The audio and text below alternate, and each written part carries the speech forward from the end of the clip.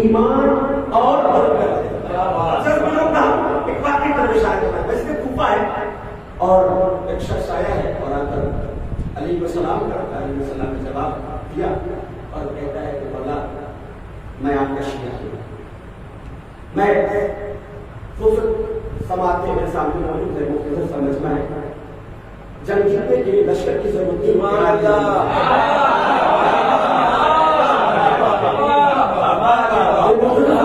काफी है, इंशाअल्लाह मैं सुनाऊंगा आपको। तो आगे कहता है कि मौला मैं आपका शिया हूँ। उन्होंने देखा और पूरा शिया नहीं। उसने स्टार्ट किया कि मौला मैं आपका शिया हूँ। मौला ने जुमला सुना नहीं मेरा शिया नहीं। फिर तीसरी मरतबा कहा जो रब देखिएगा इसकी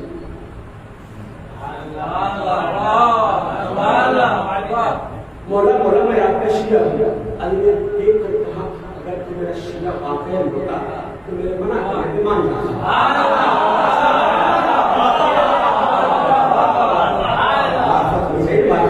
अगर तू मेरा वाकई शिया होता तो अली कह रहा है, अली कह रहा है, अली के कहने में तू मान जाता, तू मान जाता। लेकिन इसरार न कर, इसलिए कि अली सत्तारू कुयूब का मजहब है। अली सत्तारू कुयूब का मजहब है। मैं जानता हूँ कि तू मेरी बारगाह में किस लिए आया है, इसमें फिर जरूरत है। तो मौला जब जानते हैं तो बता दीजिए। तो मैं कह रहा था कि मेरा शिया नहीं है। सवाल पर सवाल करना तेरा बता रहा अली से कि तू अली का शिया नहीं है। हाँ सुन, जब तूने कह दिया है तो सुन, तू शिया नहीं है, तेरी बीवी शिया है। शिया नहीं है, तेरी बीवी शिया है। तेरी बीवी ने तुझे मेरी बारगाह में भेजा है कि तू अली की बारगाह में चला जा, मैं मरीज हूं, मुझे शिफा मिल जाएगी।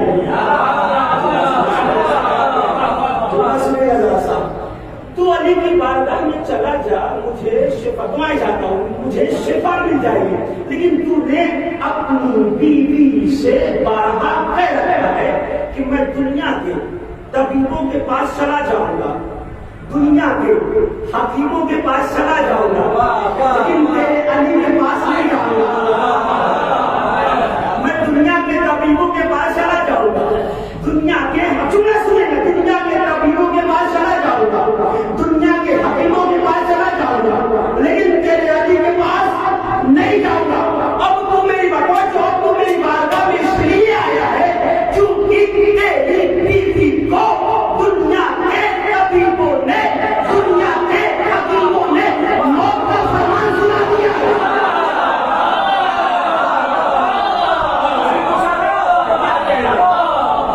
तेरी बीवी को दुनिया के हकीमों ने, दुनिया के तबीबों ने मौत का फरमान सुना दिया है।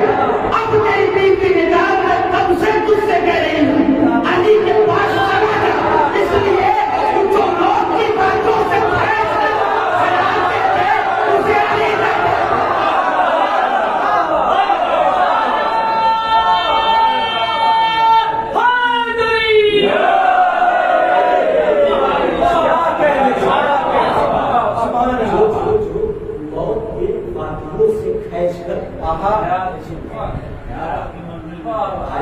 मंदिर पे लाके खड़ा कर दे, इसे अली कहते हैं। अब इमाम क्या फरमा रहे हैं कि शिया होना और मवाली होना, और आयतुल्लाह काज़िम तकदीस की वजाहत करते हुए बहुत दूर तक ले गए। कहा कि शिया मवाली होना बहुत आसान है, अली का शिया होना बहुत मुश्किल है। अली का शिया होने के लिए कम से कम सलमान चाहिए, कम से कम मर्दाद चाहिए, कम से कम अबूजर चाहिए, कम से कम अली का शिया होना। मवाली बहुत से मिल जाएगा, लाखों करोड़ों की तादाद में मवाली मिल जाएगी, लेकिन अली का शिया सब नहीं मिल सकता। दलील रहेगा, अली का शिया सब नहीं मिल सकता। सलमान फारसी है, मस्जिद नबवी है, एक मुनाफिकों का सरदार है जिसका तारीख में नाम लिखा उबैया इब्न काब। अभी से आप शायरी का लिखने की कोशिश कीजिएगा, ठीक है, जो आपके हवाले करेंगे। उबैया इब्न काब है, मुनाफिकों का सरदार है। रेशमी लिबास पहने हुए है, बेहतरीन लिबास है, नारियल बेहतरीन है, सर पे कोट है, बेहतरीन तरीके से रास्ता है। सलमान बैठू में बैठे, सलमान तर्ज करते हुए कहता है इस सर पे तुम्हारे पर जमीन है, जिस पर ढंग के लिबास नहीं है, नाले तुम्हारी फटी हुई है, तुम उबैया इब्न काब के पहलू में बैठे हो। तुम अली के फजाइल के पढ़ते हो, गंगा पीट अली का अली के फजाइल पढ़ते हो, अली के हैं, अली के हैं, अली के हैं। अब कहते हो कि अली कायनात को रिस्क तकसीम करता है। सलमान ने कहा मैं भी कह रहा हूँ, तुझे भी अली सुनेगा है, अली कायनात को रिस्क तकसीम करता है। सलमान कहेगा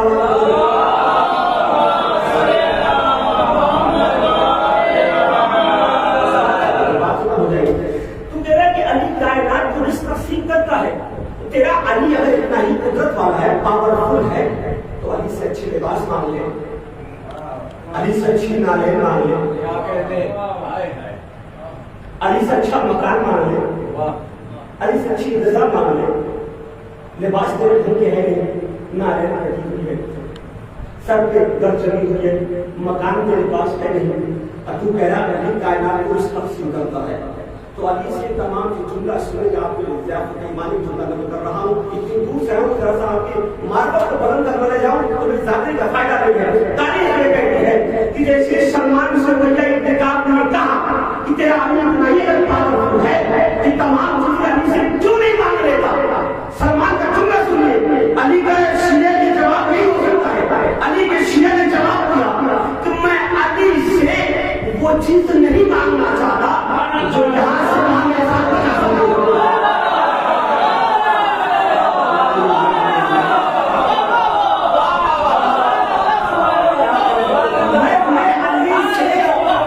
मैं अली से वो चीज नहीं मांग सकता यहाँ से वहां मेरे साथ न जा सके।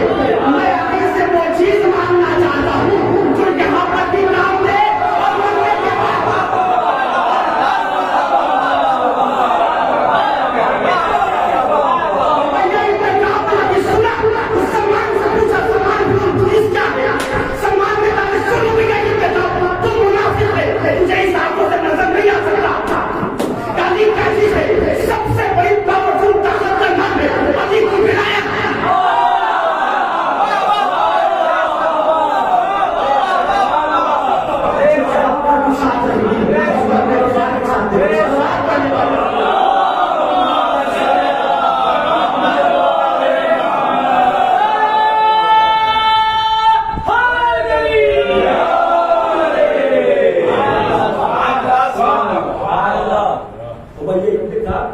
अली की विलायत वो पावरफुल ताकत है जो यहाँ पर भी काम लेती है और मरने के बाद भी काम लेती है।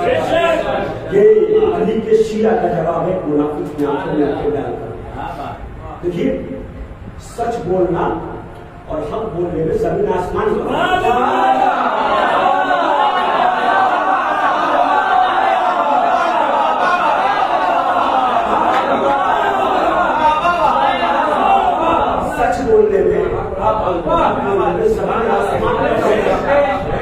सच कभी कभी पर्दे के पीछे ही बोला जाता है।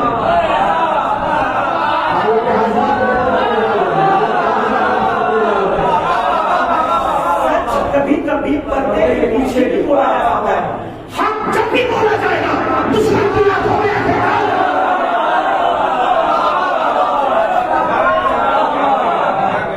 हक बोलने के लिए न पैसे की जरूरत है, न इक़्तिदार की जरूरत है, न मुंतरी देता हूँ मैं सबकी बगैर चैट में बगैर तरीके के चाहूंगा नहीं। न हम बोलने के लिए दौलत की जरूरत है, न इक़्तिदार की जरूरत है, न मनसब की जरूरत है, न मछलियों में ताकत होने की जरूरत है, न खानदान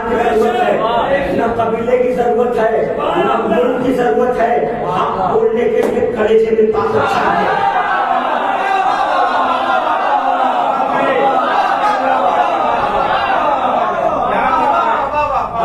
लोगों ने हक बोला है, जिन्हें सलमान कहा गया, जिन्हें निज़म कहा गया, जिन्हें मुसा कहा गया, ये वो लोग थे जो ताकत के बुनियाद पर हक नहीं बोल रहे थे, न इक़्तिदार के बुनियाद पर हक बोल रहे थे, न खानदान के ऊपर हक बोल रहे थे, बल्कि कलेजे में इतनी ताकत अली ने डाल दी थी, ताकत पर चल कर हक बोल रहे थे। मोहब्बत में इतना असर है जो जिसने भी अली को सिर्फ दिल से अपने सीनों में उतार लिया, सुभान अल्लाह, अली ने उसके वजूद में इतनी ताकत डाल दी कलेजे में, क्या कहने, क्या बात, दार में चढ़ गई हम बोले, सुभान अल्लाह, पावर दिलाने लगे। अली को हमने समझा ही नहीं दिलाने को, हम इसलिए थोड़ा सा पीछे रह गए कि हमने अली को अपने जैसा समझ लिया है। अली हम जैसा नहीं है, हम जैसों के फजाइल इतने नहीं होते हैं,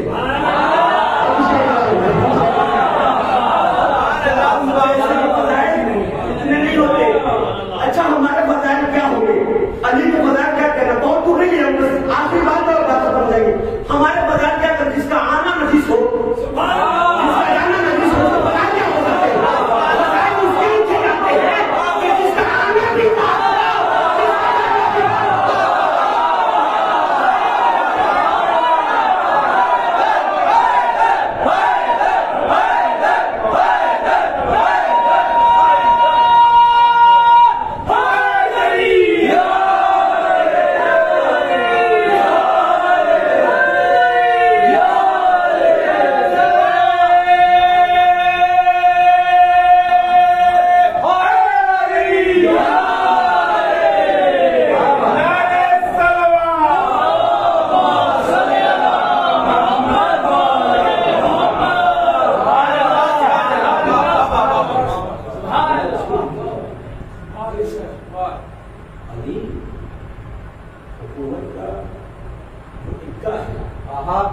इस्लाम का मौका है, जिसे दामन से, इस्लाम के दामन से अगर निकाल लिया जाए, इस्लाम के दामन में तो सारी कुछ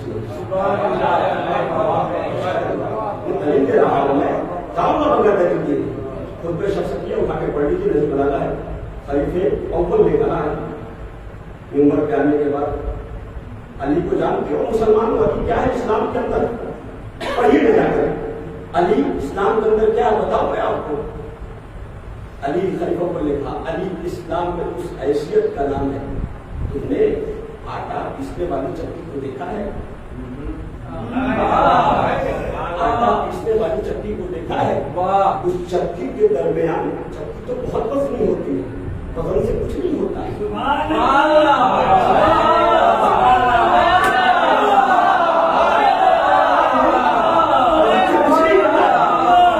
उस चक्की के दरमियान छोटी सी कील होती है, जिसका वजन और कद चक्की से बहुत छोटा होता है, लेकिन मेयार बहुत बड़ा होता है। कहा कि जो चक्की के दरमियान जो छोटी सी कील होती है, अगर उसे चक्की से निकाल दिया जाए तो फिर वो चक्की बेकार हो जाती है, और गेहूं आटे में तब्दील नहीं हो सकता। इसका मतलब जो हुआ कि गेहूं जब आटे में तब्दील होता है तो चक्की का कमाल नहीं है, उस कील का कमाल है, जिस कील में गिर जो है चक्की घूम रही है। इस्लाम में अली का भी मुकाम है, नमाज अली की जिंदगी, रोजा अली की जिंदगी, अली की जिंदगी, सन्नत अली की जिंदगी, सफाई अली की जिंदगी, सुन्नत अली की जिंदगी। इसीलिए तो रसूल ने कहा था, सभी खून के मैदान में इस्लाम को न पहुंचाया तो गोया कायदे साथ पैदा लेके, इसी रसूल ने अली को अपने हाथों में मन कुन तो बोला।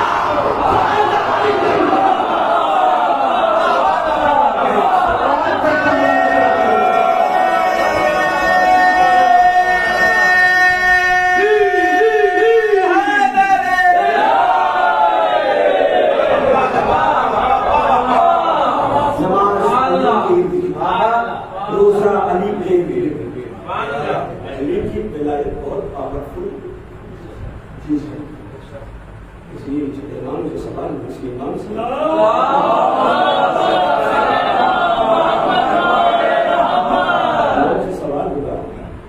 शरीयत और विलायत में क्या फर्क है? आपके दादा की विलायत और शरीयत में क्या फर्क है? इमाम ने मुस्कुरा कर जवाब दिया, शरीयत वक्त की मोहताज है,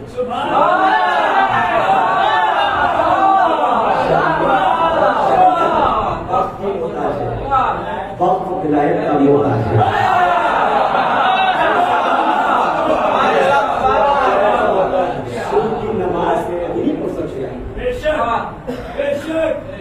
नमाज सुबह के वक्त ही पढ़ी जाएगी, ज़ोहर की नमाज मगरिब के वक्त नहीं हो सकती, वक्त होगा तभी पढ़ेंगे, जब वक्त होगा तो पढ़ेंगे। ये विलायत अमीर मोमिन बात कर रहे हो तो भी जाएंगे,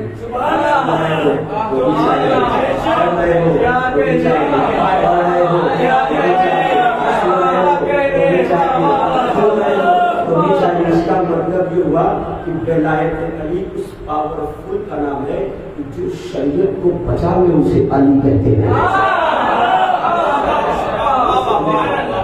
अली कायनात के सबसे पावरफुल, अली कायनात के सबसे पावरफुल।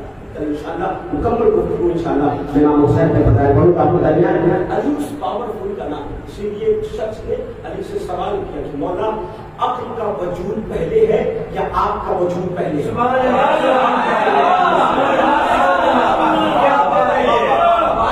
अली का वजूद पहले है या अली आपका वजूद पहले है? अली ने सर से पांव तक देखा और जवाब दिया, पूरी कायनात की अक्लें मिलकर, सुभान अल्लाह, कायनात की अक्लें मिलकर, पूरी कायनात की अक्लें मिलकर मरकज़ अक्ल पर भी पहुंच जाए फिर भी अली के वजूद की बराबरी नहीं।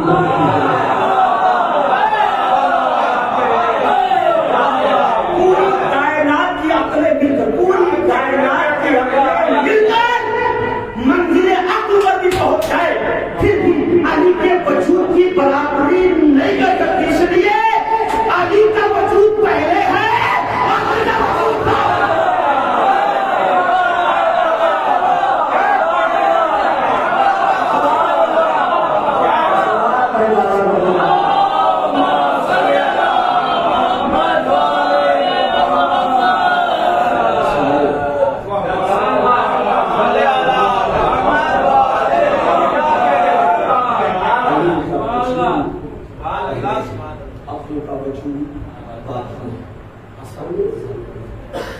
बड़ी मुश्किलों से अली ने इस्लाम को फैलाया और बचाया। इमामत मुहाफिज़े दीन ऐसा बशर लेकर आ गया जिसे शहादत का इल्म भी हो और फिर भी नमाज भी जगा रहा।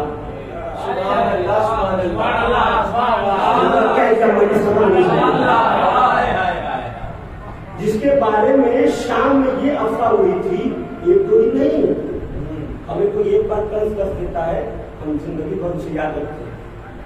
गाँव बिहार में अक्सर ही काम होता है, तो ऐसे ही करते हैं 100 साल तक, एक दो दिन नहीं, एक तो 100 साल तक शाम के मिंबर से अली को गालियां दी गई हैं। और गालियां क्या थी? ये थी कि क्या अली नमाज नहीं पढ़ते थे? अली के सर को काट दिया नहीं, सुन नहीं पड़े, लेकिन अली को नमाज से जुदा कर दिया। ये बहुत बड़ा सवाल है। अली जिसकी शहादत नमाज में, जिसको इल्म है कि मस्जिद में सजदे की हालत में सर पे सर लगेगी, कातिल को जगा कर नहीं चाहता मेरा इमाम कि मेरा कातिल भी बेनमाज रह जाए। जबकि न पढ़ो इस अली का क्या कसूर? अली आपको जगा सकता है, बता सकता है, अमल तो आपको करना होगा ना। अगर आप न पढ़िए तो आपकी कमी है। अली ने अपने कातिल को भी जगाया है और यही सजदा करबला के मैदान में अली के बेटे हुसैन ने भी किया। शुरू से किसी ने पूछा, जब तो हुसैन के गले में खून खंजर फेर रहा था तो हुसैन कुछ कह रहे थे। शुरू ने कहा हाँ कुछ कह रहे, क्या कह रहे थे? तब मैंने ये सोचा कि हुसैन मेरे हक में बदुआ कर रहे हैं, लेकिन जैसे ही मैंने अपने कानों को हुसैन के लबों के नजदीक ले जाकर हुसैन के जुमले को सुनने की कोशिश की तो हुसैन इस आलम में भी अपनी उम्मत की बख्शिश की दुआ कर रहे थे।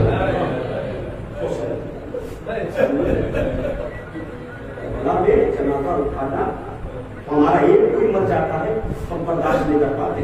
अपना वजूद खो बैठते हैं, जबकि ना हम प्यासे रहते हैं, ना हम भूखे रहते हैं, ना परदेश हमारा, अपना वजूद खो देते हैं।